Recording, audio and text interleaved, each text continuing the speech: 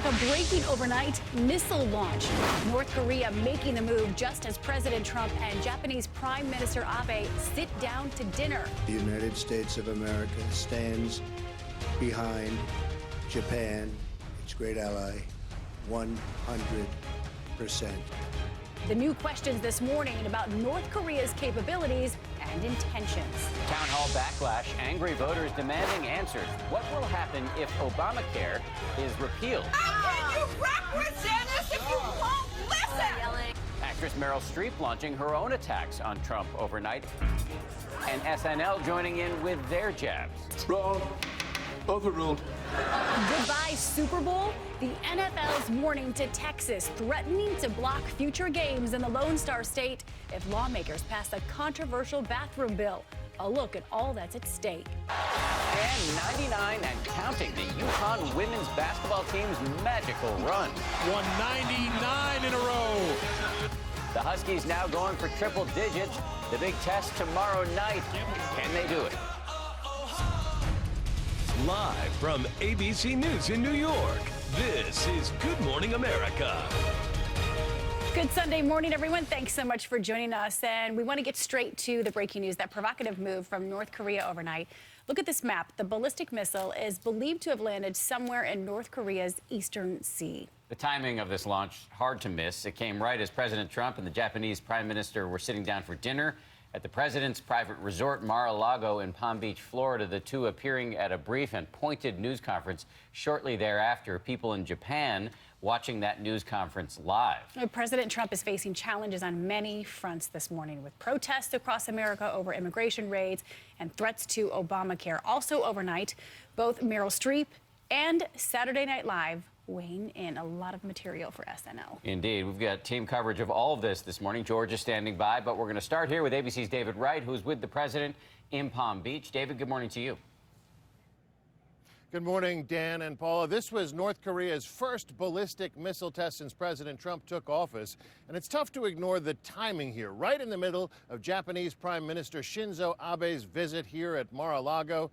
Certainly the president and the prime minister interpreted this as a provocation. Just as President Trump and Prime Minister Abe sat down to dinner, Pyongyang launched its ballistic missile over the Sea of Japan. 北朝鮮のミサイル発射は断じて容認できません。 After dinner, the two leaders stood shoulder to shoulder. I just want everybody to understand and fully know that the United States of America stands behind Japan, its great ally, 100%. Not a foregone conclusion. And, you have the maniac in North Korea, and, they maybe have to do something. Right now, if he acts badly toward Japan, we end up in a world war.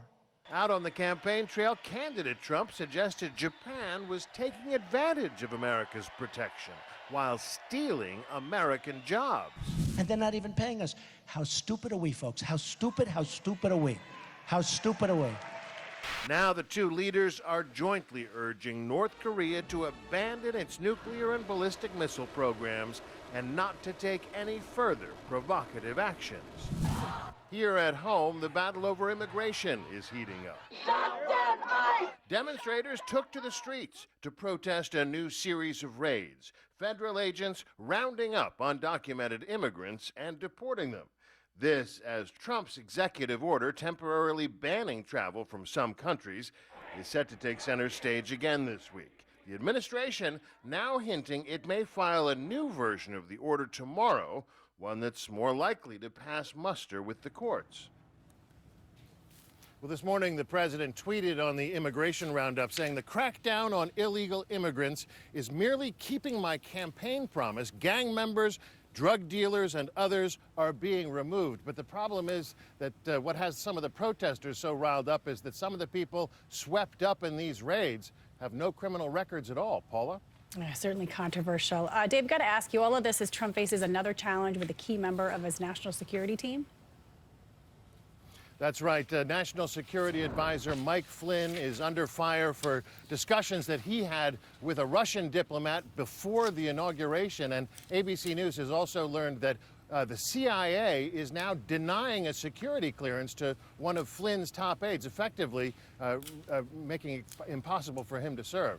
Dan and Paula? David Wright with the president in Mar-a-Lago. David, thank you for your reporting this morning. And joining us to discuss what's going on with North Korea, ABC News consultant Colonel Steve Ganyard. Good morning to you, Colonel. Thanks for joining us. Hey, Paula. Good morning. So let's talk about this ballistic missile that was launched. What do we know about its particular capabilities?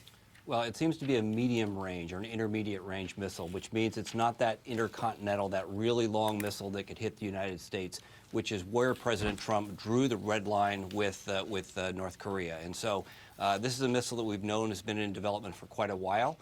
The way they shot it was not terribly provocative, but the fact that it happened just as President Trump and Prime Minister Abe were sitting down to cocktails last night tells us that Kim Jong-un wanted to remind the world that he was still there and still relevant. Yeah, so the timing, as we said, hard to miss. Do you think this has the potential to spiral out of control, though? Well, Dan, I think what's, we know that the NSC is conducting a review of the North Korea policy. We've seen U.S. military officials very clearly come out in the past couple weeks and say the U.S. will contemplate preemptive action if we see an ICBM on a launch pad in North Korea. That's new. So between that and the red line that President Trump has drawn about it won't happen if we see an ICBM, I think you're in for a much tougher policy on North Korea, but there will probably be a rollout here in the next couple weeks of a variety of sanctions and military actions. You talk about that red line. Can we expound a little bit? This very well could be the president's first big test. How do you expect his administration to respond to this? Yeah, I think, in the past 2 weeks, Paulo, we've seen a red line drawn with Iran, where, quote, Iran has been put on notice, and we've had the president say that it won't happen if we see one of these longer-range missiles on a launch pad. So that means that if we see something, whether it's whatever intelligence capability we have, such as a satellite, we see one of these longer-range missiles, the U.S. is signaling that there would be some sort of a military action to prevent that launch. But again, this was not a longer-range missile that we saw overnight. So not a crossing of the red line, but it certainly could come at some point. Stephen Ganyard, thank you. As we said this morning, the challenges President Trump is facing are both foreign and domestic. This weekend, emotions erupting across the country at town hall meetings held by members of Congress. Many of the protesters angry about the Republicans' promise to dismantle Obamacare. And Hollywood is also turning up the volume, with Meryl Streep giving a tear-filled anti-Trump speech overnight. ABC's Gloria Rivera is covering it all from our D.C. bureau. Gloria, good morning to you. That's right. Good morning. Scenes filled with anger and raw emotion are playing out across the country as voters on both sides of the aisle vent their frustration. It is in some ways reminiscent of 2009, when those opposed to former President Obama, many Tea Party members, faced off against Democrats. Also vocal overnight, Hollywood getting in on the action, too. Across the country, angry voters exchanging heated words with Republican lawmakers. How can you represent us if you won't listen? Tempers flaring in town halls from Florida to Wisconsin as dissatisfied Americans demand answers. Let's all be respectful. Let's hold our booze, and let's hold our tech calls and our comments. Lashing out at the GOP's push to repeal Obamacare. I am 77 years old, and I think it's unconscionable for this politician to tell me that at 74, I will be facing death penalty. Investigate! Hollywood also reacting. Meryl Streep speaking at the Human Rights Campaign Gala in New York City, directly responding to President Trump's comments earlier this year after her blistering Golden Globe speech when he called her overrated. Streep saying the whip of the executive can, through a Twitter feed, lash and intimidate, punish and humiliate. Saturday Night Live delighting in antagonizing Trump's inner circle. We know she's okay because she's blonde. Melissa McCarthy returning to the show with her unhinged portrayal of White House Press Secretary Sean Spicer. Kidding me? Are you And she wasn't the only woman to take a swipe by lampooning a key male figure in the administration. Kate McKinnon debuting her impression of Attorney General Jeff Sessions. And Leslie Jones even hinting at a future turn as the president herself. One day replacing Alec Baldwin, who hosted last night for a record 17th time.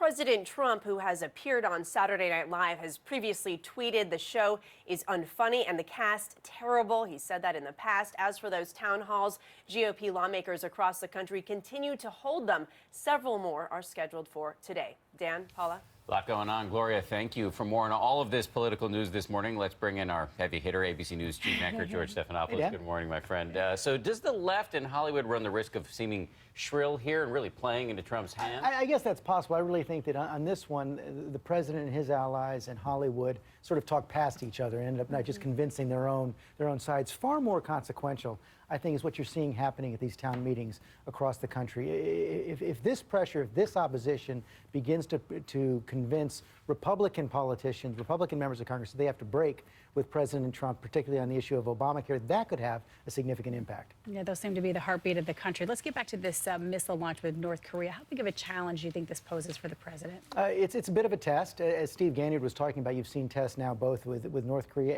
and recently with Iran as well, although they didn't cross that line and actually test an intercontinental ballistic missile, which is the red line that President Trump has called for. But I do think you're seeing the president, both in his meeting with Prime Minister Abe and his phone call with President Xi of China over the weekend, where he said he now is standing by the one China policy, that his Asia policy is coming into focus, and he knows he needs both South Korea, China, and Japan to hold an alliance against North Korea. There's a real difference between being on the campaign trail and being in the White House, and we're seeing that shift now. Speaking of the White House, you have a Trump advisor, Stephen Miller, on the show this morning. He's a really young guy, 31 years old. Yeah. And he's emerged as such a powerful and controversial figure in the White House. Why is that? He's got profiles in both the Washington Post and the New York Times this morning. He was an aide to Senator Jeff Sessions on Capitol Hill, became a close advisor to President Trump during the campaign, even was a warm-up act for him out on the campaign trail. But along with Steve Bannon, he's seen as one of the real ideological activists inside the White House, the driving force behind that executive order, the travel ban, which is why he's become something of a controversial figure. But he is very, very powerful inside the White House now, driving a lot of policy. And lastly, Trump's been tweeting this morning about those ICE deportations, saying he's just fulfilling a campaign promise. Do you think ICE just feels emboldened under this new administration? Well, we'll see. If you look at the president's executive order, it does have quite an expansive list of priorities beyond drug dealers and criminals for those who can be deported. You're seeing the resistance step up here. Also to watch for here is that you now have Mexicans saying they're going to call on those who are subject to deportation to challenge these in court and actually to jam up the courts in response. You're going to see an action-reaction cycle here between the U.S. and Mexico. A lot of anger and fear out there, George. Thank you. And I want to remind everybody that George has a very big show that's coming up this morning. As discussed, he's going to go one-on-one with White House Senior Policy Advisor Stephen Miller, and also the man leading the fight against the travel ban, the Attorney General of Washington State, Bob Ferguson. It's all coming up on This Week later this morning, right here on ABC. Thanks again, George. Appreciate it. George has a big show, and Ron Claiborne has a big newscast for us this morning. Good morning, Ron. Good morning to you, Paula, and Dan. Good morning, everyone. We're going to begin with demonstrations on both sides of the abortion issue, taking to the streets across the country. More than 200 rallies in 45 states held outside of Planned Parenthood clinics on Saturday. One of the largest dueling protests taking place in St. Paul, Minnesota, where some 6,000 people turned out. Anti-abortion activists calling for Congress and President Trump to strip funding from Planned Parenthood. And in Ohio, a convicted sex offender is under arrest for the alleged murder of an Ohio State University co-ed. 21-year-old Reagan Tokes was last seen leaving her job at a gastropub Wednesday evening in Columbus, Ohio. She was found shot to death on Thursday. Saturday, police arrested 29-year-old Brian Goldsby. They say they linked him to the victim through DNA. Goldsby was released from prison just last November. And after years of controversy, Yale University is renaming a residential college that had been named after John C. Calhoun, a vice president and South Carolina senator who advocated white supremacy and slavery. Calhoun College will now bear the name of Yale alumnus Grace Murray Hopper, a Navy Rear Admiral and a pioneer in computer sciences in the 1950s. And retired Army General Hal Moore, known for his heroism in the Vietnam War, has died. As a lieutenant colonel, he was credited with saving the lives of most of his men during the Battle of Nha Trang in 1965. Moore co-wrote a book depicting that battle, We Were Soldiers Once and Young, which became a movie with Mel Gibson playing him. General Moore would have been 95 years of age tomorrow. And in Northern California, for the first time, the Oroville dams in their 50-year history, water now flowing into the reservoir's emergency spillway because the reservoir is nearly full from winter rain. The main spillway has been damaged by erosion. Officials saying there's no threat, that is, of flooding in neighboring towns. And finally, Australia's east coast is under a catastrophic fire warning, facing what officials there are calling the worst possible fire conditions in its history. Thousands of firefighters are battling dozens of fires as a heat wave sweeps across the area with record-breaking high temperatures. And finally, for real, a newspaper in the Dominican Republic is apologizing this morning for a story they ran about President Trump, but it's not what they said that was the problem. Take a look at this. The photo of President Trump you see there isn't actually, that is Alec Baldwin, of course, from his impersonation of the president on Saturday Night Live, alongside of a photo of Israeli Prime Minister Benjamin Netanyahu that is apparently actually Netanyahu, or could be Melissa McCarthy, I'm not sure. Can you? Apology today. That's how you know you've nailed an impression, right? So kudos to Baldwin. That's true. Yeah, a bit of a mistake, though. Baldwin is excited about it. Yeah. Let's check the forecast this morning. Get it over to Rob. Hey, man, good morning. Good morning, guys. Got a bit of a winter mess moving into the northeast. 32 degrees, right around the freezing mark for New York City and a lot of the outlying areas. And we've got rain and a mix of winter precip. So if you are heading out this morning for church or what have you, just take it easy out there because there's going to be some icing on some of the roadways and some snow just north of New York and I-95. But look at all these advisories. We've got wind advisories all the way down into the Carolinas for this next system that's going to really explode in intensity. High wind watches and warnings, winter storm warnings, even blizzard warnings and watches across parts of New England. So what we're getting is kind of the front line of this precip. It'll warm up a little bit along the coastline throughout the day today, but it's going to be a messy, messy mix. And then the cold air really comes in. This storm is going to explode in intensity, much like the last one, but it's going to hug the coast more. So I think we're going to see more in the way of snow, more in the way of wind as well. 15 to 20 inches potentially across southern parts of Maine and maybe into northeastern Massachusetts as well. The snow gradient will be pretty tight.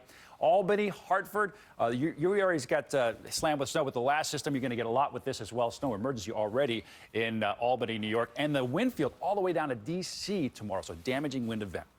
Those are the highlights for this storm. Here now, your local forecast. Check it out.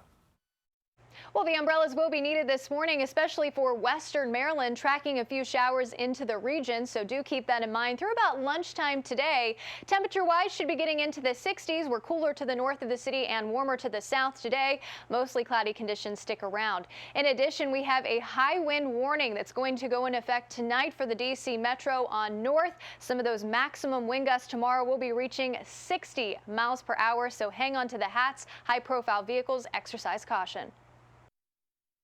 And if you don't like the cold and the snow, the temperatures were in the upper 80s and near 90 degrees across the plains yesterday. So the heat is not elsewhere. So just get your mindset there. We'll talk more about that. Get your mindset on the heat. Yeah. A lot of heat coming from the UConn women's basketball team. They are on the verge of reaching a milestone number on a record-setting winning streak. Paula's Segway game is on. Noted. This is a really exciting thing that's been going on with the UConn team, and Diane's been watching the story. Good morning. It is indeed, and you have to understand this in the context that this was supposed to be a down season for the Huskies. They lost a lot of big players last year, and they've had a really tough schedule, and yet they have not only set a new record for the most consecutive wins in the NCAA, they're just one game away from breaking into completely uncharted territory, a triple-digit winning streak. 99 in a row and counting. This morning, the UConn women's basketball team is on a magical run, doing something no college basketball team has ever done before. 99 in a row. That's Natalie Butler sealing the deal on a 99-game winning streak. With the century mark on the line. And after blowing away Southern Methodist University Saturday night, the #1 Huskies have their sights on a new goal. There's just something about that 100 number. They're really just competing against their own previous records. And to show up 100 games in a row and never have enough of an off night that you're beaten, that is undeniable greatness. That 100th win could come on Monday, but to get to it, they'll have to go through the unshaken South Carolina Gamecocks. We're going in there in a tough environment, and we're going to give it our best shot. The Huskies' legendary coach Gino Auriemma says it won't come easy. Could be Monday, could be next weekend, could be the following weekend. We're going to lose.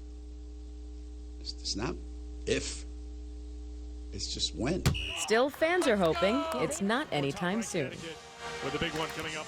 And for anyone thinking maybe the Huskies have just been lucky, of their 99 wins, only 2 teams have come within even 10 points of them. So wow. they're pretty good. They should just file for the WNBA right now. I mean, they are in a league of their own. And they Dan, truly are. You were asking, haven't they done this before? The answer is yes. At 91 wins, they set a new record beating their own record.